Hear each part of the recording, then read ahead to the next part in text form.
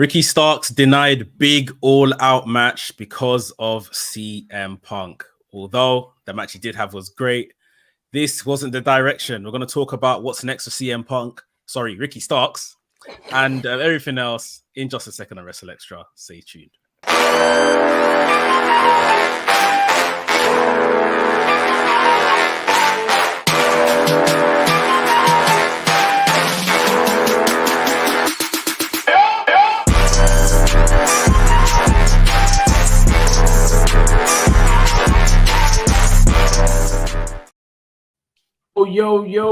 Yo. This is a WrstlXtra. I'm your boy, A Dazzle, the Black Wrestling Advocate, always joined by my trios team, the House of Black, which is Vex, the WrestleManiac, if you will. Yeah. And, of course, the wise man, the professor that is Gerard Bonner. Oh, yes. Ricky Starks. I mean, everyone has been talking about the obvious, but this show is not the obvious. But at the same time, this guy's name is going to be mentioned on this show. So Ricky Starks is not the name I'm talking about, but CM Punk. Of course, it is the big news that CM Punk was fired from AEW not long after All In. Yes, All In, not All Out, all confused. Just after All In London.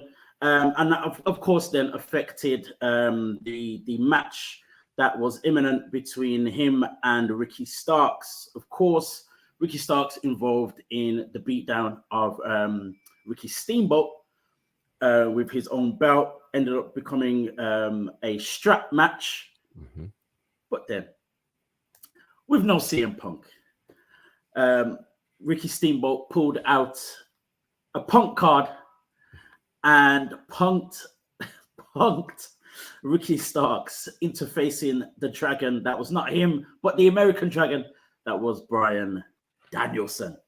Mex, give me the 411 on what went down from that episode of Collision to the imminent match that we did have at All Out between Starks and Bryan Danielson and that strap match. So basically Ricky Starks, came down to the ring very peed off.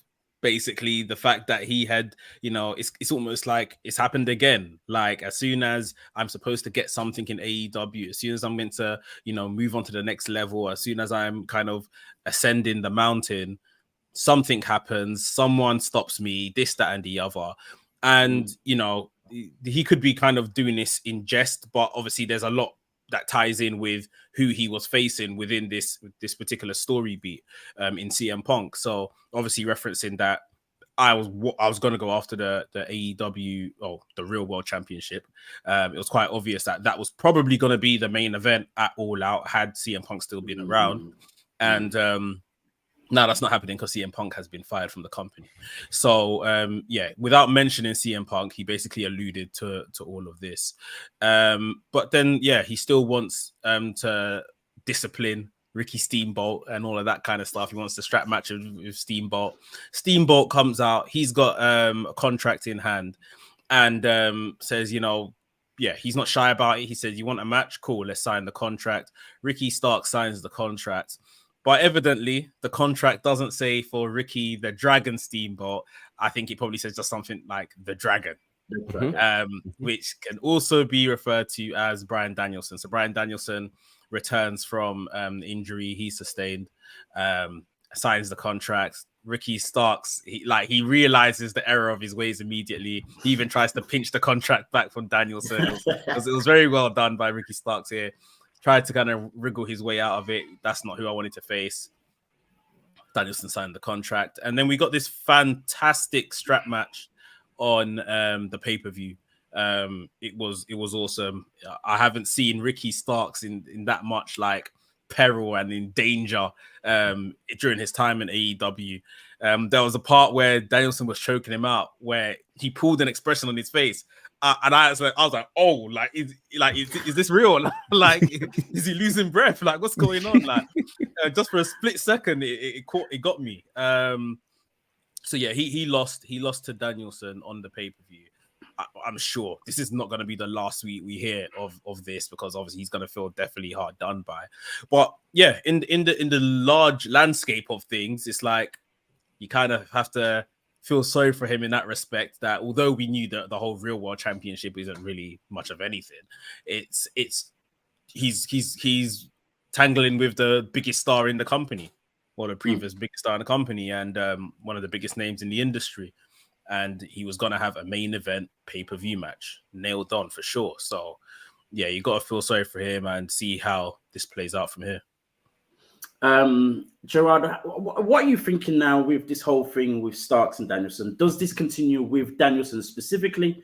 And what kind of effect do you think this has now on Starks within the company, not necessarily being able to have that main event match? The match was great that they had, of course. Yeah. Daniel Bryan is not exactly, just a mid-carder.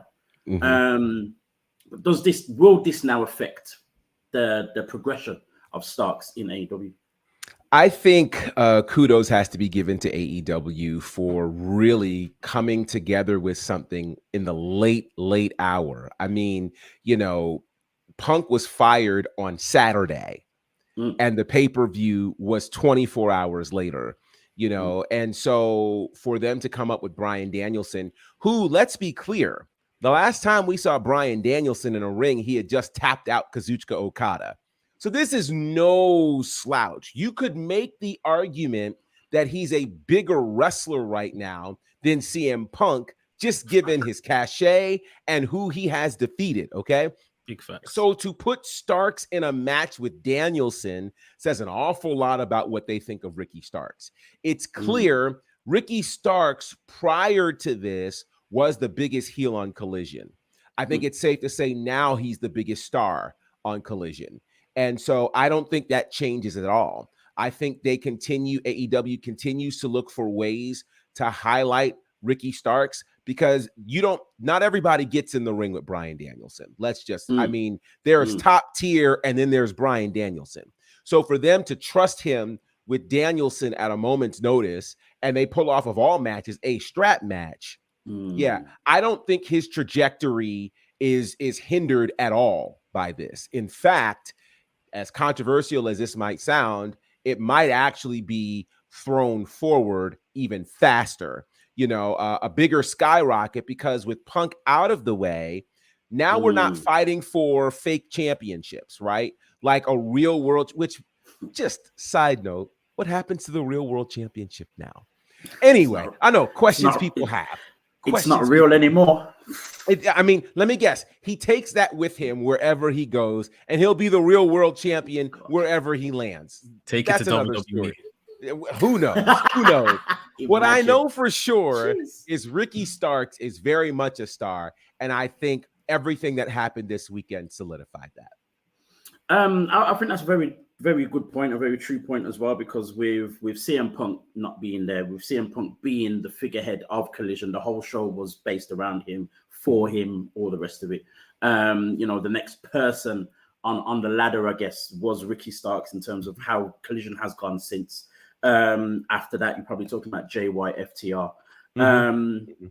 So do you now think then, now with Starks, with Punk gone, is it actually going to be Starks' show, or will the likes of a Jay White, the Gun Club, FTR, you still got Miro you can talk about as well, will they then be projected to the top as the top star, or is it Ricky Starks' space to hold on to? I would say it's a bit of a rat race right now, to be completely honest. They've started Collision off very well. They've made a lot of these people, especially you've named, very prominent, very important fixtures of the show. CM Punk was obviously the biggest person there, and he was in a program with Ricky Starks. So you'd feel by default it should be Ricky Starks. Ricky Starks might end up being the biggest heel on the show. But yeah, it's right now, I feel like, especially with Punk vacating, without doubt as well, I'm not sure if TK or the office whomsoever quite trust any of those names you've mentioned right now to be that person. We've heard of this soft roster split whilst Punk was there, and immediately when Punk wasn't there, we saw the box on Collision. We saw Danielson be called back from injury like a day before, maybe 48 hours before.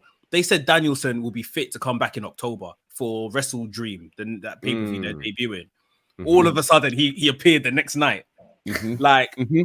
And he could that might have just been when they wanted to write him into story. He might be fine. Obviously, he wrestled a match on the weekend, but it's showing like, well, there are some other names, bigger names that we might have to lean on a bit until these guys that you just mentioned find their footing. So it is literally a rat race. I would say Ricky Starks by default. CM Punk feud, Danielson match on the pay-per-view would probably be right there, but like we called this episode, what's next for Ricky Starks? Where are they going to now put him in the landscape of things, and who with to kind of maintain that star he's developed? Gerard, does this continue with Danielson? Does Danielson continue to appear on Collision? Obviously, he's part of the BBC, Blackpool Combat Club even. So how does he fit into this? Because for me, when I saw Danielson come out, obviously he's coming all smiles, all the rest of it. That's not the Danielson that we saw before he disappeared. Right. So I was a little bit confused. It made sense in terms of the whole dragon, the blah, blah, blah, having to throw someone in very quickly. That part of it made sense. But at the same time, it confused me as to what then we do with Danielson himself. Does he continue with Starks, or does Starks have to be put together with someone else? I think there's opportunity, which I think is the great part of this. I don't think it has to be Bryan Danielson. Bryan Danielson merely came in with one purpose, and that was to fill in for Ricky the Dragon Steamboat, right? So that doesn't necessarily have to be a long-term relationship that creates a long-term feud. That's not necessary. What I do think is necessary, much to what Mex was saying, is with us having a rat race, now we have a number of people who Starks could find himself at odds with. I mean, is he still going to be connected to Big Bill? And will Big Bill help some of his heavy lifting? It's very clear that wherever Ricky Starks lands, it's at the top of the card. You don't go from CM Punk and Bryan Danielson to some mid-level space. Like, that's just not going to happen, which I'm just going to throw this out here, throws away any idea of a war with Powerhouse Hobbs. No offense, Powerhouse Hobbs. But it clearly has put these last 3 months have put Ricky Starks in a very specific place. And that's a good thing, because there are a lot of people fighting to get in that place. All of the names that we mentioned are fighting to get there. So what we really could be seeing is this, and imagine this, Collision actually doing what it was created to do, which was create additional stars in AEW. So if we're now talking 5 or 6 names that could fit that role, that means Collision has done its job. Collision has done a very good job already in establishing itself. For me, the last couple of months, I feel it's been the better show of all 3 shows that AEW put out there. Absolutely. But my thing is now this. So with there not being CM Punk as the main and the top star face, kind of 2 in a row, but at the same time as the top face. Yeah. Who else is left? Because all the other top stars that I mentioned, you've got FTR, who are in tag team. Jay White, also heel. Yeah. Miro is probably still with odds with Will Hobbs. We'll talk about that a bit later as well. Who else who has been consistently on Collision does Ricky Starks tangle with? That's my question. For me, I don't think like the conundrum here is Ricky Starks, because he's been all over the place in terms of on the show since the inception of the show. Of course. What will cost Ricky Starks is who his dance partner is. Who's the biggest face on Collision right now? I don't know if I could really. It's Miro, maybe Andrade. And like as much as they've been featured, I mean, well, Andrade had a ladder match weeks ago and hasn't appeared since. Right. Miro was on the pay-per-view, but he still looks like him and Hobbs are going to continue what they're doing. So where does Ricky Starks go from here? Unless you draft in somebody from Dynamite to kind of do something with there. I feel like Ricky's downfall may not actually be his fault at this point. It's just now who does he work with over the next period and stuff. Well, one of the names that's coming to mind right now is, and I don't know if we'll get here or not, but is an Orange Cassidy, right? Like Cassidy, now free of the international championship, certainly has appeared on Collision before and could easily make a move over there, because I think to that point, there's going to have to be somewhat of a balancing act to happen to fill that void of a Punk and, the massive face kind of thing. So Orange Cassidy is probably the closest thing right now AEW has to an absolute star that could come over and fill that role that would still feel very much main event like. That's probably the first name that comes to mind right now, considering how many, again, tweeners we have. We're not sure if we're supposed to be cheering for Blackpool Combat Club or not. I don't think Eddie Kingston falls in that space. Even though he's well loved, I don't think him and Starks colliding right now doesn't make a lot of sense. So I think Orange Cassidy's probably the guy right now. Okay, that's a good shout. I'll just take this comment. Big up Gareth is here. He said TK's booking of Ricky has always been hit and miss, so he's worried.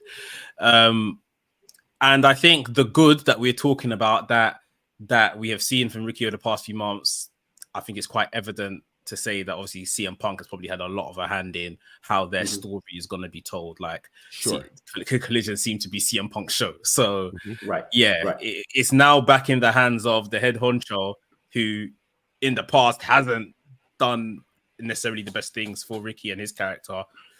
So we'll see where we go from here. And that's the thing pertaining to what Gareth just said in his comment as well. That's my whole thing, is just being worried about what happens to Ricky Starks now, because yes, he's done great. But at the same time, we know that, that show was CM Punk's show. A lot of the people that were there were only people who were happy to work with alongside CM Punk, where others didn't want to. So now do we get this whole, as Gerard said as well, with this whole balancing act thing of people coming from other spaces and other shows, and it not necessarily feeling so much like a brand split type of situation, but just another show. Does that happen, or do we continue with what we've had? So it's going to be very interesting. I've got an interesting thought, though. There's a part of me, and there's probably the missing link in all of this, and that is the other TK, Tony Khan, right? I believe this. When you have rolled out the red carpet all for one person, and you do all of these things, create a show, split the brand, and then that person makes your life in danger, suddenly you have to start recalibrating how you're doing things and how you're approaching things. So if a lot of what he has done, he being Tony Khan, has been to accommodate a CM Punk, and that was at the detriment of other people, then I have to think that, hey, if you want to work in a safe environment where everybody's getting along and life is good, you now have to actually book these people who've been taking care of you, as opposed to, taking care of only that one person who turned into your biggest threat and that you had to fire. Which, by the way, I don't think AEW has actually fired anybody else before. So this is unprecedented ground, all the which I think Ricky Starks actually wins because of this. Because again, if you've proven yourself to create a safe working environment and you can get it done in the ring and people are responding to you, that's got to count for something.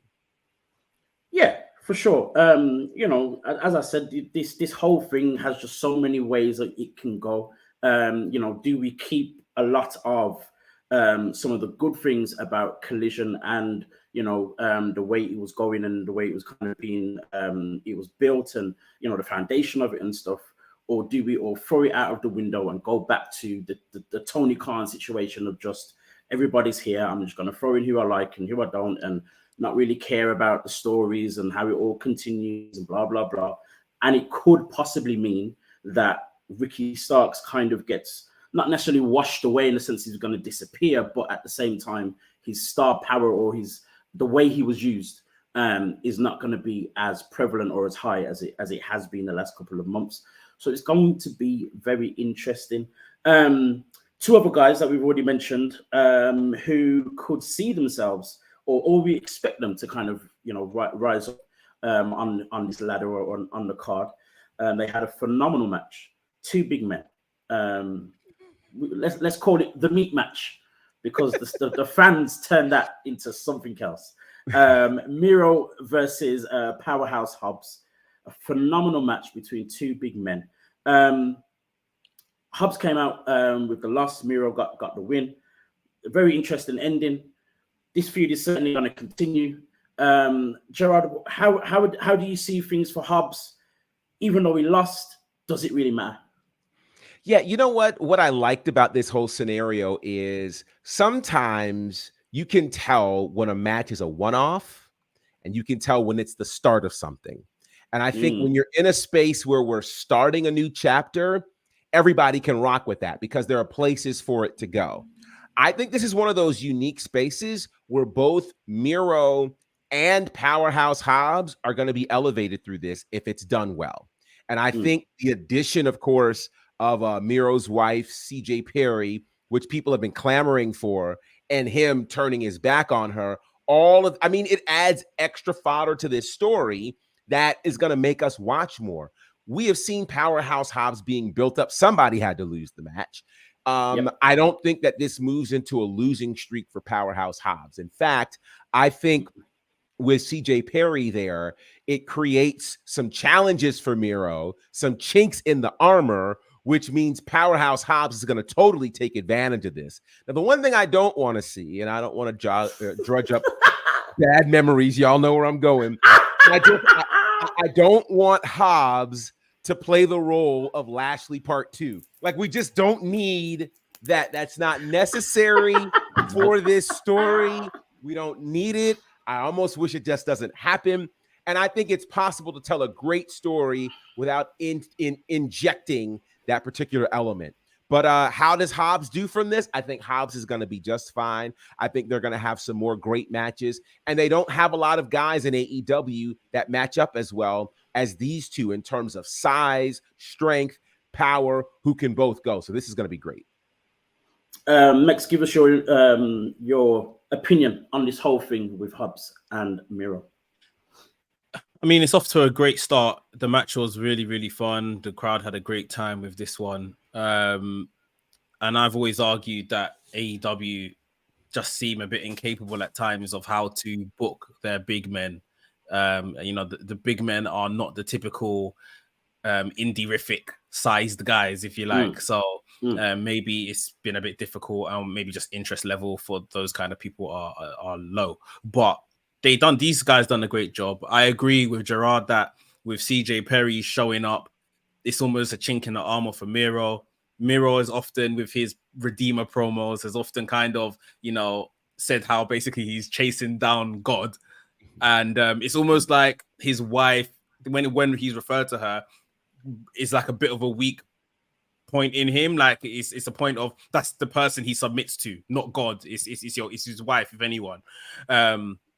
And then, obviously she appeared, and maybe he can't be this big angry guy when she's around because it softens him or whatever the case is. We'll see the story that they're trying to tell. Although I did see some reports that this could possibly be a one and done, like she doesn't show up again. So we'll have to see. But in that case, if that looks like where the story is going, I'm probably quite confident Powerhouse Hobbs wins the feud. But we'll see. It's definitely got legs, and they've done a really good job. You're not gonna get many pay-per-view opportunities in AEW. If this was a regular weekend where there wasn't All In the week before, this is probably just a main event of a show and not like a pay-per-view match. So right, they definitely stood up and took their opportunity, and like I say, the crowd loved it, which is the most important thing. Of course, the crowd were chanting "Meat Forever," as opposed to "Fight Forever," and so many others just meat. It was insane. It added to what was already a great match. Already just a great match between two big men. And it's great to see Hobbs in that situation. And we were talking about this, of course, just last week. What happens if Hobbs wins? What happens if he loses? Does someone have to win? Someone has to lose, blah, blah, blah. But I think we are very confident in saying that no one has lost out from this first match. And we're sure that there's going to be more from those two guys, and that's going to be a good thing. Talking about other big men, we also saw Shane Taylor take on Samoa Joe for the ROH Television Championship. Of course, Samoa Joe had his little rumbling with MJF before the match. Came out more or less early, nudged MJF. They then had a little bit of a scuffle. But then, of course, Shane Taylor came out with business on his mind, and that match started so furiously. I think the ending, it felt as though it ended quickly. I don't know whether that was time or the way it ended. But Mex, what do you think? Oh, Mex has disappeared. Gerard. Oh, we can't even do anything about this either because Mex controls it. Right. This is going to be fun. Greetings. So, Gerard. Yes. How do you think Shane Taylor was in this match? Kudos to Shane Taylor, and he's back. Kudos to Shane Taylor. We have been very high on Shane Taylor for a long time here at this part of the network. And one of the things that we asked about once this ROH acquisition happened was, where is Shane Taylor? Shane Taylor has shown up, obviously, now in this new version on a more regular basis. He became the #1 contender for the World Television Championship. And I'm glad he got this opportunity on an AEW pay-per-view. When we saw him on the Ring of Honor pay-per-view, I was pretty vocal about how it literally was just thrown out there, like the night before, oh, it's Shane Taylor, and nobody had a clue. This was done much differently, a high-profile match with a Samoa Joe who is on fire right now. I think this is a good look for Shane Taylor. I have a soft spot and kind of wishing Shane Taylor could have won this match, and maybe somewhere down the road, he can be the guy to dethrone Samoa Joe, because I think he has a great story to tell. And to be the World Television Champion with this many eyes on Ring of Honor, I think would be a great thing. But with all of that said, much like we mentioned with Hobbs and Miro, I'm so glad that this opportunity came again on an AEW pay-per-view that highlighted this Ring of Honor World Television title. Mix, I remember you being a little vocal on X about this match. Remind us what you said and tell us why you said it. I can't remember exactly what I said, but it's definitely along the lines of, where did this come from? Like, it's just kind of on here. And I'm still with that opinion. Like, the match was really good. I'm very happy for Shane Taylor to get an opportunity. Good to see him, and obviously with his history of being a TV champion as well, it made sense from that point of view. But my gripe is still with the crossover between Ring of Honor and AEW. Like, I just don't like it. It's just too much. Like, and I know like our world champion and his mate are holding the Ring of Honor tag team championships right now. Like, for the story, I get it, but I just don't like it. Like, are you separating these two entities or not? Like, it just makes me feel, especially when we get to AEW pay-per-view, like, now the Ring of Honor tag team titles are being defended here.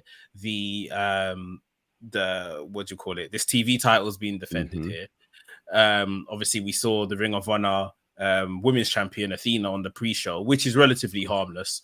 But if this is what we're doing, Why don't we ever see the international championships defended on, Supercard of Honor or anything like that? You see what I mean? So I don't know. I just, it's been a year plus or whatever they've been doing this. It's just not gonna sit right with me. I just need to get on with the program. But individually, this match was great. Great to see Joe, and his little tangle with MJF on the before the match as well.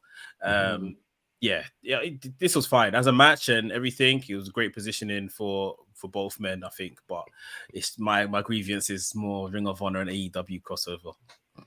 Can I ask Mex a question? Go. Because I agree with you. I think, and this is why I've always said it's very hard for one person to own two wrestling companies, because it's impossible that they both are featured in the same way. So my question is, what can be done to allow Ring of Honor to be featured and viewed in the same light as an AEW? Because for many, the idea is if you end up on the AEW pay-per-view, oh, it's a good look because there are more eyes. So there's still this clear assumption that there are more eyes and more prestige on the AEW product than the Ring of Honor product. So what can be done so that you don't have to feature Ring of Honor on AEW and Ring of Honor has the same level of prestige? Or can that be done? I think it can, but I think they need to define what Ring of Honor is. Like, you got rid of Dark and Elevation and gave us Ring of Honor, and immediately that makes me think, well, you just put those guys onto this show, so it's still not necessarily important. Occasionally we get what I will call respectfully fringe AEW roster members come into Ring of Honor, and it's like, it's almost akin to a Baron Corbin going to NXT, a Mustafa Ali going to NXT. Like, if you really want us to feel like this is, I don't know, within their universe or whatever the case is, like, I think you just need to. I think they just need to define it. They really just need to define what we expect from Ring of Honor, and then it's like, if it's a third brand like AEW Ring of Honor or something like that, and it's a stupid name, then we know that it's going to be crossover like we get with WWE NXT. But right now it's like they try to present it and wrap it up and give it to us like it's its own thing, but it just literally feels like AEW Dark or Elevation or whatever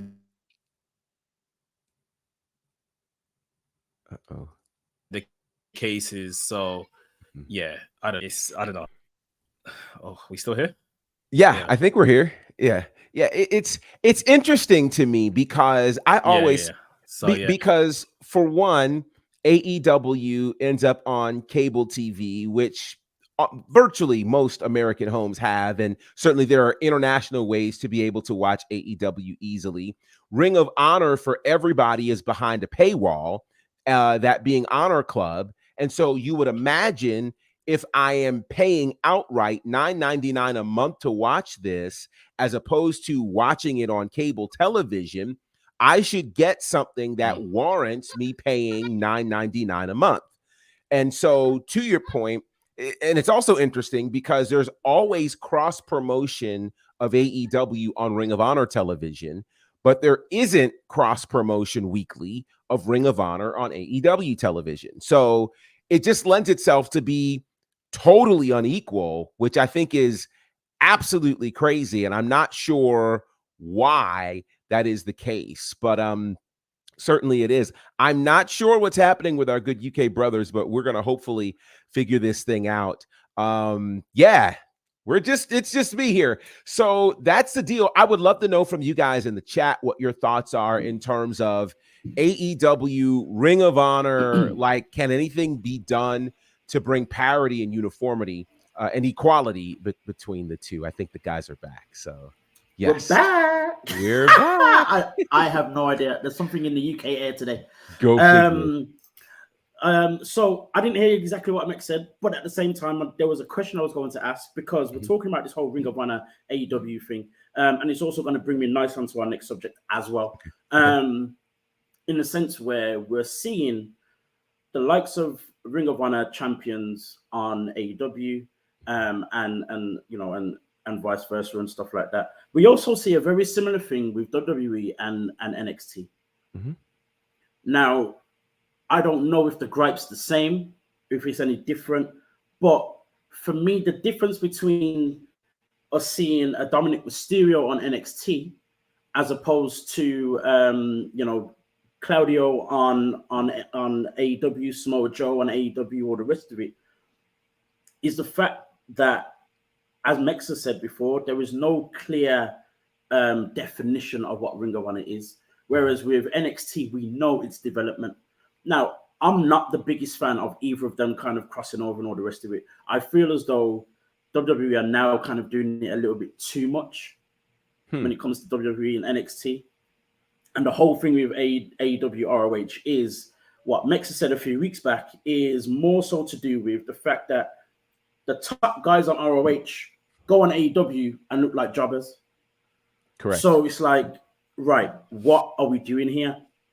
So my question is to both of you, like, what is the real difference between the two? Because one seems to be okay, WWE NXT. One seems to just not make any sense, ROH and AEW. What's the difference? Why is it different? Well, do you want to tackle that first? I said go for it. For me, first of all, NXT had a clear definition when it was formed.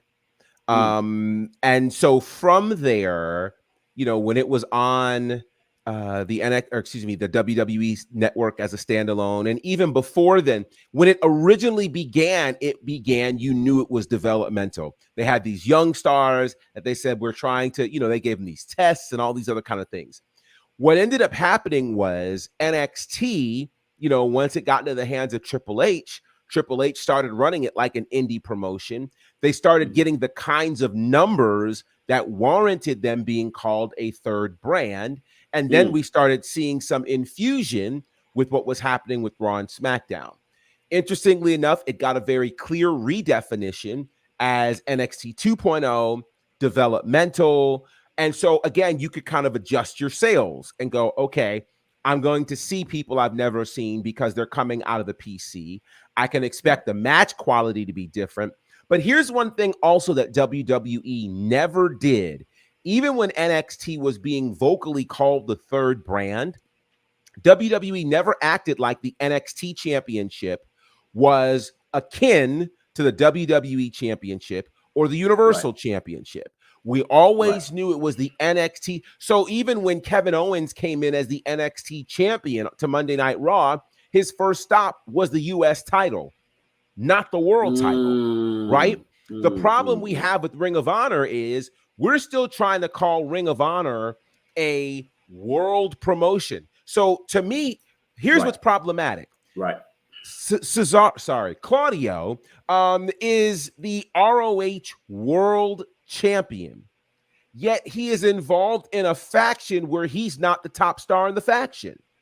The top star is clearly Moxley. Moxley is a former world champion. Moxley main evented this pay-per-view Sunday night. You know, and where was Claudio? Right? So to me, if you're a world champion, and so it goes back to Mex's point in terms of definition. This is literally what this is akin to, is not akin to NXT. This is akin to when WWE bought ECW. That's what this is. Trying to still call this ECW when it's not the same product. You called it an ECW world champion, but it wasn't being featured like Raw or SmackDown. So we were just fooling ourselves. I think what has to happen here is there has to be a formal acknowledgement. This is what Ring of Honor is. Okay. And this way, matter of fact, I'm going to be bold enough to say we need to stop calling it the Ring of Honor World Championship. We need to stop calling it the 6-man world title and the world TV title. First of all, how are you a world TV champion and you don't have a TV deal? Not even on TV. Like, I don't want to be ugly like that, but I mean, at least with New Japan, who has a world television championship, they're on TV, they're on Access TV, right? Besides their own streaming system. The Ring of you can't have a television champion if you're not. It defeats the purpose of calling it a television title. Right. So right. I think the problem is you cannot have an entire promotion that you're going to call World when it's not being treated like that. And I think that's the problem is you don't have that. Just either treat it like it's its own promotion, which means give it a TV deal, right? Take it off of the pay window and give it a full TV deal, or stop calling it its own separate promotion in terms of world status and let it be a sub promotion. I think we'd all be okay with it if you just call it what it is. But it's the fact that you're acting like the Ring of Honor world title means the same thing as the AEW world title when you go on AEW every week and call it the #1 title in the business. So what did you just say about Claudio, who holds the Ring of Honor title, who was on that show? Make it make sense. That is the line. Make it make sense. So here's the thing, like from everything that you've said as well, like my whole thing is this, you know, it wouldn't be an issue if it was called the ROH World Championship, because there are so many indie promotions out there that, you know, probably only see 100 people at a time, you know, watch the show, and they probably do it like once every 3 months, and they've got a world championship. So it's not so much that, it's more so the definition of how those people are then used. Is, as you said, I think Claudio is the perfect example of this whole thing where he's the ROH world champion, but you see him on ROH like once or twice, you know, every few months or whatever it is, doesn't defend his championship. There's no kind of like real #1 contender or no real #1 contender match. But we've had all of that for Samoa Joe's championship. And then Samoa Joe tackles with the AEW world champion. Make it make sense. Mm-hmm. It's not so much the whole crossover thing. It's not necessarily the crossover thing. It's just the way then these people are also used on each show. It's so different, just so far apart, that causes the problem. You know, and the other frustrating part is that we were talking about Collision and how that's performed over the last 2 or 3 months, and how it feels like a completely different show. They don't even have an actual world champion. The whole real world championship was a little bit weird, but at the same time, even if that didn't happen, we wouldn't be scratching our heads thinking, why is there no title on this show? Because the show was just good. Right. We were just getting good wrestling. To then look back now, and you're looking at ROH, and it's got the history that it has. It's got all the world champions, it's got the championships that it has, and some of the stars and blah, blah, blah. Yes, it was great for Claudio and a few of us to be there when it first kind of, you know, made this new reemergence and blah, blah, blah, because you want to get eyes on the show. Great. But we've gone past that now. Let's do something with the people that are probably not necessarily featured on AEW often, like your Andretti and, you know, and some of these other guys, in the infantry and all the rest of it. And let's work on those people. Let's make them stars within this smaller company, because that's what it is. Yeah. Let's focus on them and do what we're doing with them. Let Claudio do his thing with the BCC and Eddie Kingston and whoever else. Let Samoa Joe, you know, yes, great. Samoa Joe's the TV champion. He should have really lost Shane Taylor and then go do his thing with MJF and let Shane Taylor do his thing in ROH. Like, let's break away now. Every now and again, have an ROH match on an AEW show or a pay-per-view, no problem. We still need to get eyes on ROH. But the way they're using people is what's confusing, and just it's just messing up this whole thing. It's just not making any sense whatsoever to me. That brings me on, as I said, this whole crossover thing also brings me on to our next thing, which is on NXT last week, we saw the Street Profits make an appearance backstage with the tag team champions of NXT and also with Carmelo Hayes. What are we thinking is going to happen now with this whole thing with the Street Profits? We also saw their promo on Friday Night SmackDown. Not a lot of definition in it. Can we make some definition out of what's happened over the last week with the Street Profits and Bobby Lashley? I think it's clear to see that they're all in cahoots. Bobby said that, you know, we're gonna bring gold, we're chasing down gold, or whatever the case is. And then, like you said, we saw the Profits earlier in the week in NXT speaking to Carmelo Hayes, and you know, a bit of a fun war of words with D'Angelo. I just think we are getting to a point where, as excited as the fans are, they're going to start losing interest if we don't take the next step. And Friday on SmackDown, when they all appeared in the ring together, should have been the next step. Right. It was like a little side shimmy. Like, it wasn't really a confirmation, that step that says, okay, these guys are now called this. Or, you know, we just knew, I guess, what we already knew.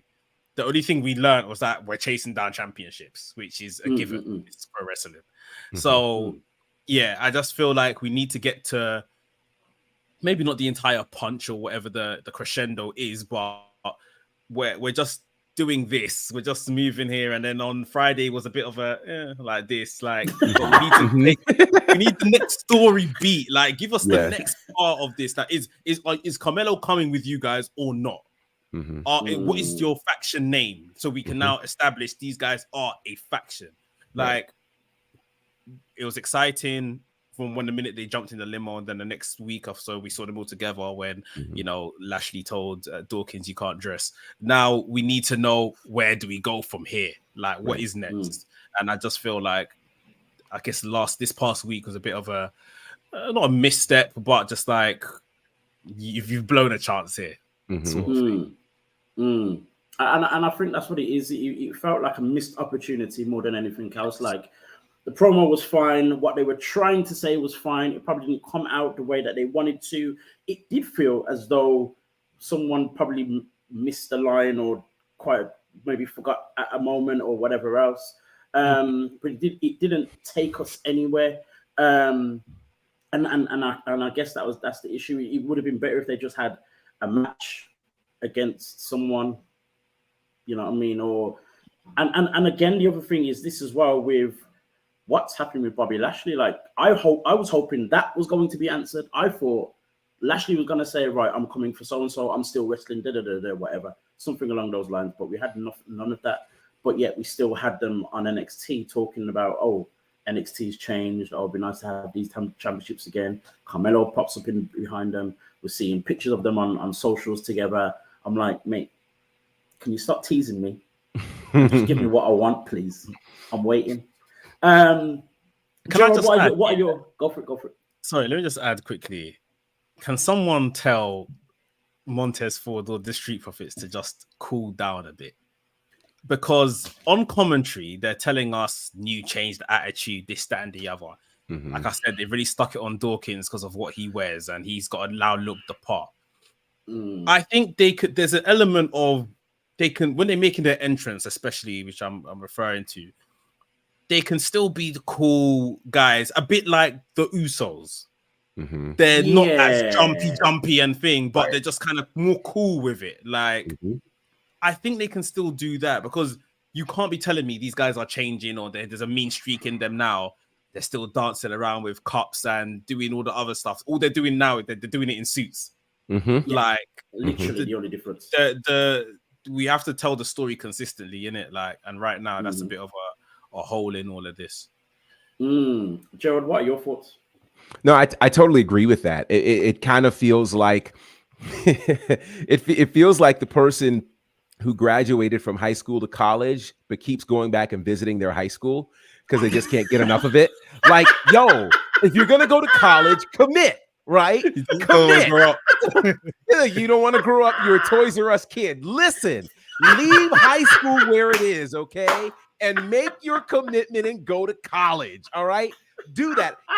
You're wearing the suits. You had the mean streak. And honestly, it's a little confusing because now you're smiling again. When you guys beat up both of those teams, there were no smiles. There were the suits. Like, we were like, yeah, we're here for it. And now change the music. Do something, right? There's enough things that you could do that say we have changed. Leave high school. We already had the graduation for you. Don't go back. Nobody wants to see you. We want to see the collegiate version of you. So show up in the threads, beat people up, name yourself, for crying out loud, and let's go on with this party, right? Like, who wants this? I get it. Your high school life was great. Like, it was wonderful. I get it. It was beautiful, right? But you've graduated, okay? We threw you the party. We gave you the send-off. We gave you the money, all right? Go buy your books, go to class, and wear the new colors, okay? It's that simple. I don't know why they are taking so long. It makes no sense that Chase U has an identity and these guys don't have an identity. What are we doing here? What are we doing? So Street Profits, Bob Lashley, do you want me to call you Robert? Whatever makes it work, but let's get this change popping. Or what's going to end up happening is we're going to end up finding some other thing to latch on to. And we're going to forget this whole idea ever happened. And if they pull the trigger too late, we're just going to go, oh, that was cute. Nah, you got to strike while the iron is hot. It is hot now. They can't go I'm going to say, they cannot go another 2 weeks in ambiguity. You just can't. Because at some point, we're not going to care anymore. We care right now. So let us know what's happening. Do something. Yeah, and that's the fear, is that we're going to lose interest, or, especially the peak of our interest is right now. Right. And something needs to happen. As it's already been said, like that whole thing on Friday was kind of like, what was that? Because I was excited. Yeah. I mean, they went to commercial. We're waiting for Lashley. I'm like, okay, we're finally going to get it. Here we go. Here we go. And I was like, yeah. I get it. I like segments. Cool. Like you should leave the segment feeling I've really got something. The story's moved on, or like the segment wasn't needed. By the way it ended, the segment really wasn't needed. Like I was even waiting for a phrase to happen that would go boom.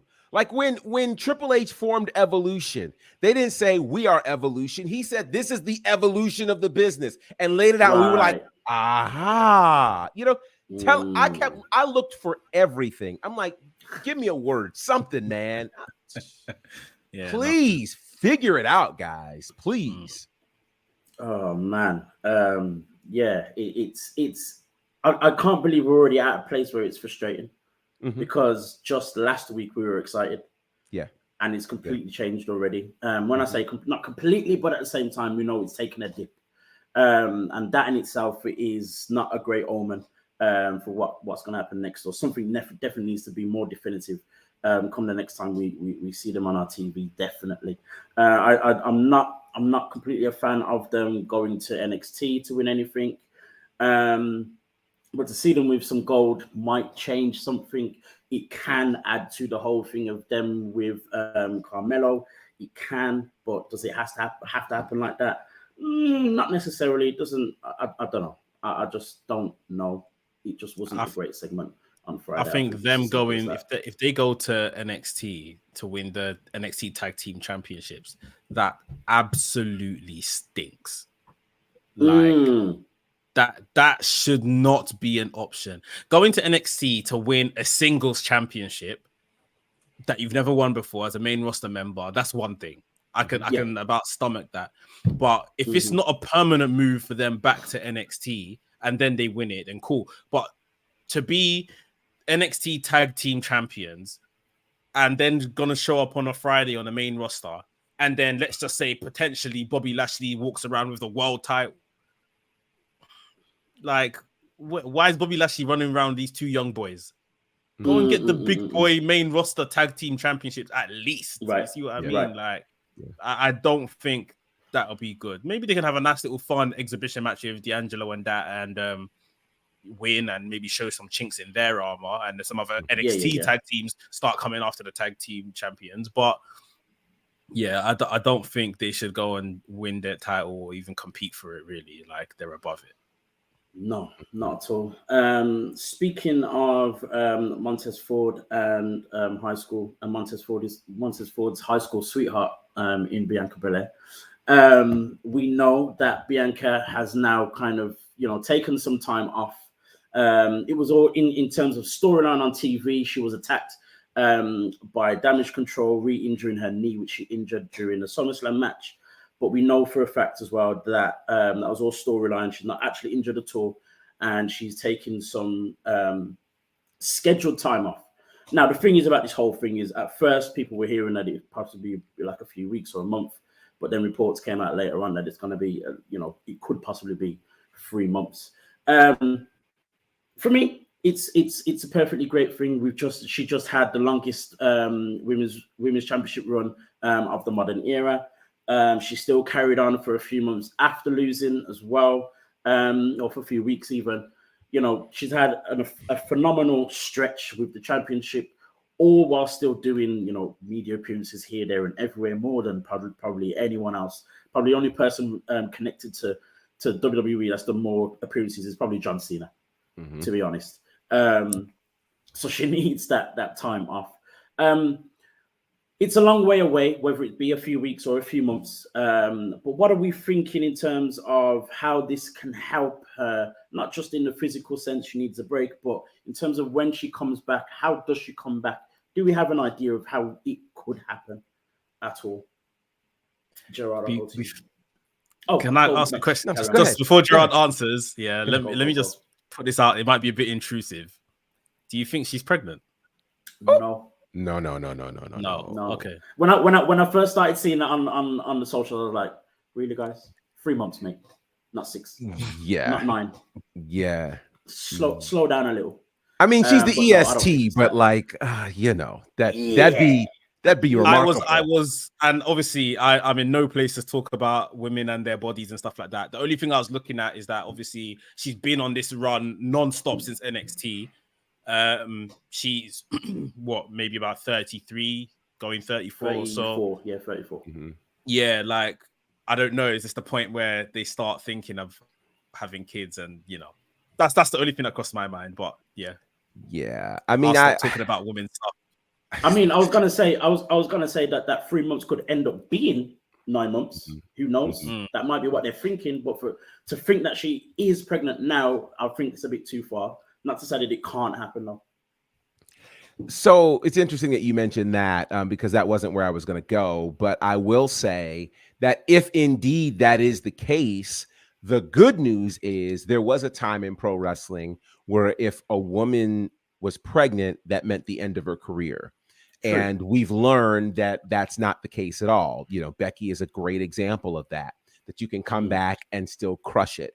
And so it'll be a question of whether or not she would want to do that. But in terms of time off, she absolutely deserves it. In terms of her coming back, she is at this point, and she is Bianca Belair, but if we have to make a comparison, she's the female John Cena at this point, which means whenever she comes back, she doesn't have to change anything.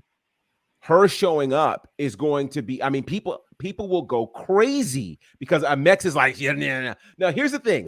When you are making the kind of money that she is in terms of merch, when you have the kind of mainstream cachet that she has, it would actually be more detrimental for her to add elements to her character that would cause people not to like her. She can be a little more aggressive in the ring. She can do that type of stuff, but she can't go heel at this point because too many people like her. She's on too many commercials. She's an ambassador for the company. That can't happen. I think if anything, absence is going to make the heart grow fonder. I personally am not tired of seeing Bianca Belair on our television, and that's because of what she represents. She has represented Black women being on television in a prominent athletic role who, again, isn't stereotyped. She's not typecast. She's crushing it. She's killing it. She's doing, honestly, and people don't like this, what Becky didn't do, what Charlotte didn't do in terms of becoming that mainstream juggernaut and magnet.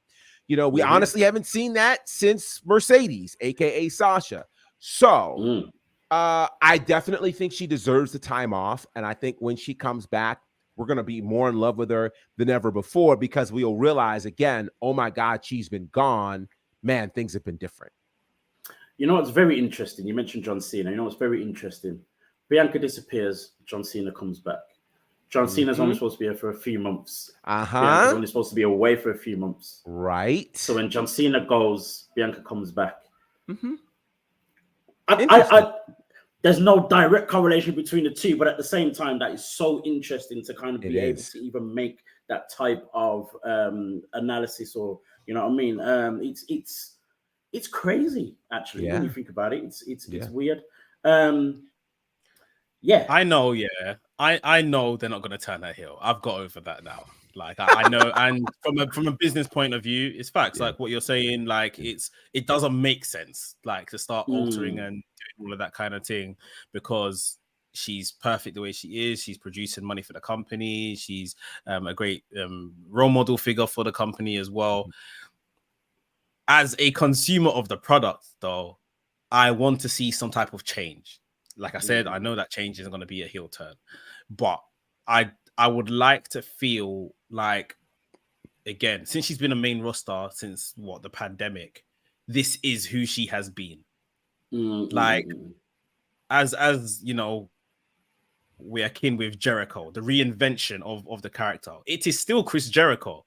Chris Jericho admittedly does heel turns and face turns and heel turns and face turns, but there just needs to be something that we now know, you know, after all, the Doctor of Thugonomics became a face and then became John Cena, Super Cena, etc., etc. Right. So there does need to be, I believe, some type of evolution of the character, even if she is going to stay as a good guy, as a face character. Like, I don't know what it is. I don't know how you manage it or whatever the case is, but I just feel like give us something to kind of, I don't even know. Well, and to her credit, I think in the last couple of months, she's been a bit more aggressive in terms of her promos. You know, she has said some things that we were like, okay, we're starting to see that edge. We're starting to see that aggressive side. I mean, like, yep. And again, I think the time off, you know, may cool that off a little bit. But I think when she comes back, she can totally be no nonsense and still, you know, make people smile. The difficulty is, sorry, I was going to say, go on, Max, go. Sorry, I was going to say, possibly it could be down to, like we always say, week to week on TV, they don't book her very well. But on pay-per-views, she shows up and does all that. And maybe that's what it is. Week to week, they just need to give her more of, like how they kind of really focused on Becky Lynch being the man and all of that kind of stuff. They just really need to put a special spotlight on her to treat her like a Becky Lynch, to treat her like a John Cena. More so just giving her fodder to do and then be like, oh, here's the pay-per-view match, go and knock it out of the park, which she does. Maybe that's what it is. I don't know. I think that's definitely a massive element that's missing. For sure, that's definitely missing. What I was going to say is, like, the difficulty is with when a face disappears or has time off, whether they're injured, scheduled time, whatever it is, and then come back, they're never any different. They're always the same person because that's what we loved. Whereas with someone who's a heel, unless there is going from face to a heel, that's the only time we see a real difference with any kind of face character who takes a break. I'm not seeing that at all happening with Bianca, but it's going to be a struggle to expect a different person on her return. It may happen a few weeks or a few months down afterwards, but for her to come back and be something different, I think it'd probably be too much for us to expect, because it just doesn't happen that way. So I don't know what needs to change. I don't know what needs to be different or expect to be different. It's going to be a difficult one. But I do know for a fact, as to what Gerard said as well, I know for a fact as soon as she walks back in, she's going to get a massive reception. That I think that goes without saying. That's you know, I mean, I think that's guaranteed. I think that's guaranteed because of where she's at and how important she is, both to the company and to the fans. But I do also agree that something just needs to be different. Give us something different. Give us a different scenario or something. Do you think, given everything we've said about how good she is and doesn't need a change in her, you know, presentation or whatever, if Lashley's faction stays as, you know, they might still be tough guys or whatever, but they're faces ultimately, like, could she slot into there, or would that damage too much of maybe what, you know, her image and stuff like that? Will she look like she's part of like a crew or a gang, or you see what I mean? Gerard, what are you thinking? Yeah, I think she's kind of too big for that. You know, I think she's too big for that. Yeah. I mean, what we saw, for instance, with a Rhea Ripley is Rhea hit Judgment Day, and Judgment Day is what propelled her into that superstar kind of space. I think those of us who have been Ripley fans always saw it, but it took Judgment Day to get her in. In this case, I think Bianca's already a massive star. So I don't know what joining the faction would actually do for her. So I don't know that would necessarily work. Now, does she need some friends potentially, you know, to counteract what's happening with Damage Control? Probably. You know, I don't know if that turns into a full faction, or, hey, we're just hanging out, let's fight together. Yeah. It's difficult because, as you said, Gerard, you know, I think she's too big of a star. Doesn't need that in terms of, you know, to propel her. Right. That's not what we're saying, because as even Mick said, like, she's propelled, she's up there already. But as a consumer, we've seen the same person, and I think that's our gripe. So it's not necessarily in order to elevate her, but it's just to give us something different. Is the WWE sitting in the back thinking the same thing? I'm sure they're not. They're like, she's making us our money. I don't want to change a damn thing. You know what I mean? For me, it's not to say that the whole her joining Bobby and Montez and Dawkins can't work. It couldn't be a thing where she's introduced as a new person.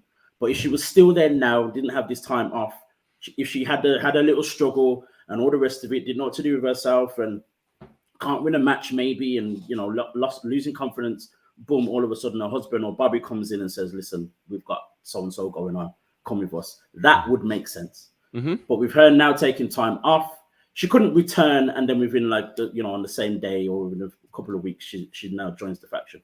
It wouldn't. I don't think it would work. Right. But I don't know. I don't know what there is that would need to happen in order to answer our questions. What about giving her own faction?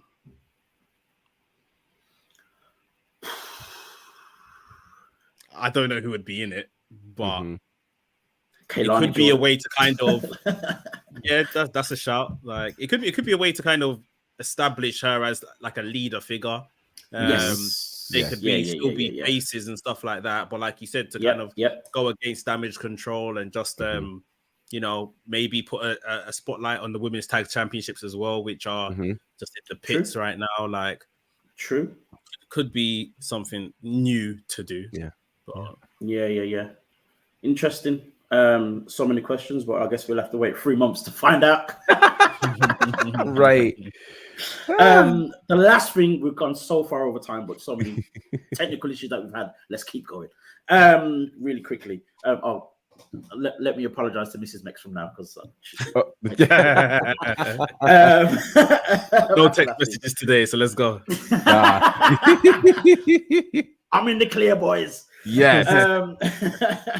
Real quickly, talking of returns and people being away, people coming back. Impact Wrestling is going to be celebrating their 1,000th show very soon.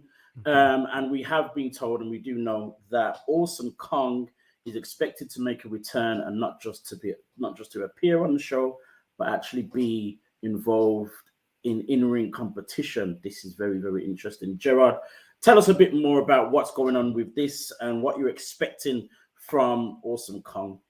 So this is exciting. Impact Wrestling is celebrating their 1,000th episode, and it's actually taping this weekend, which is crazy. They've got a big event happening Friday night, and then Saturday night is the taping for that. And a lot of people are coming back. The Dudleys, aka Team 3D, they are reforming.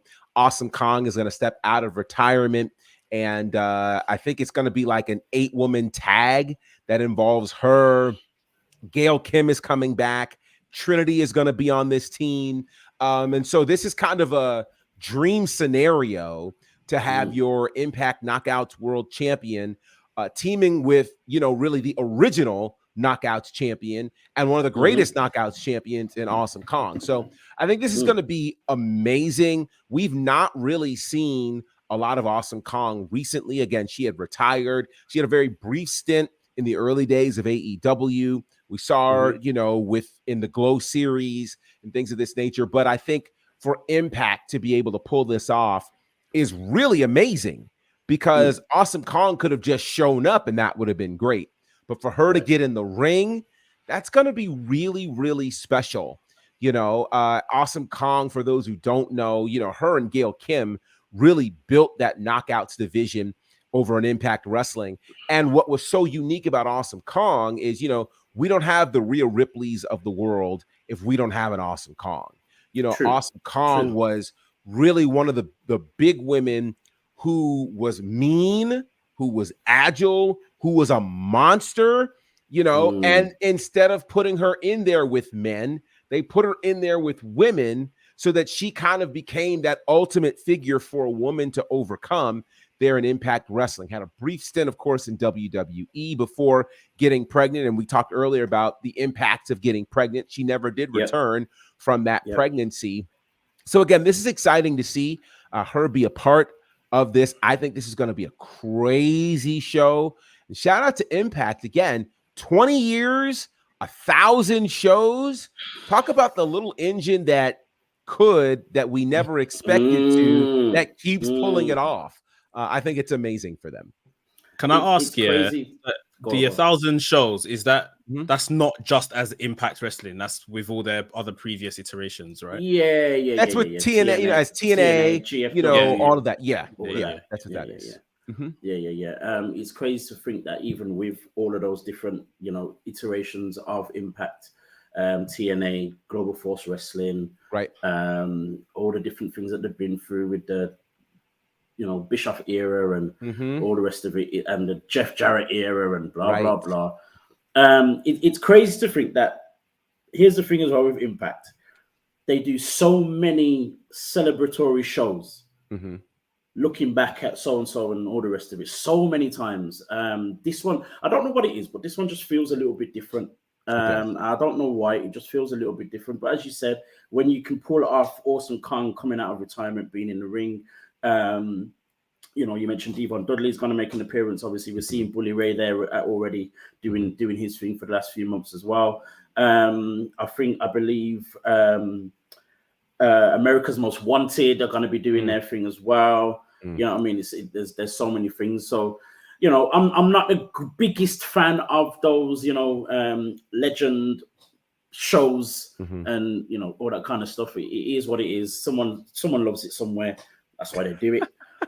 But it's going to be interesting to see them paired with, the current crop, as we're saying, Trinity's there doing her thing as the current Knockouts champion. And it's going to be great to see her with Kong and how they can possibly interact.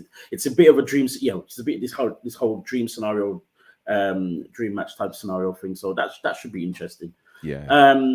The other thing to mention really quickly as well about Impact is we see Trey Miguel and Zachary Wentz as the tag team champions. Can you even imagine that this is the first time the Rascals have held Impact tag team championships? That's crazy. It sounds so weird, but that is the case. It's taken them from when they first started, I believe it's about four, maybe 5 years for them to become champions. But the great thing is, Trey Miguel has only gone a few months without a championship in Impact in the last year. Obviously, he was a long time Impact X Division champion, lost that, but within a few months, he's got this tag team championship. So that's a great thing for them. I don't know if anyone else has anything left to say. I don't know if you mentioned Trey Miguel. I think it's important to mention this. Trey Miguel, episode 1000, is going to be getting a world title match against Alex Shelley. How did I not know that? Whoa. Yeah, this is pretty big.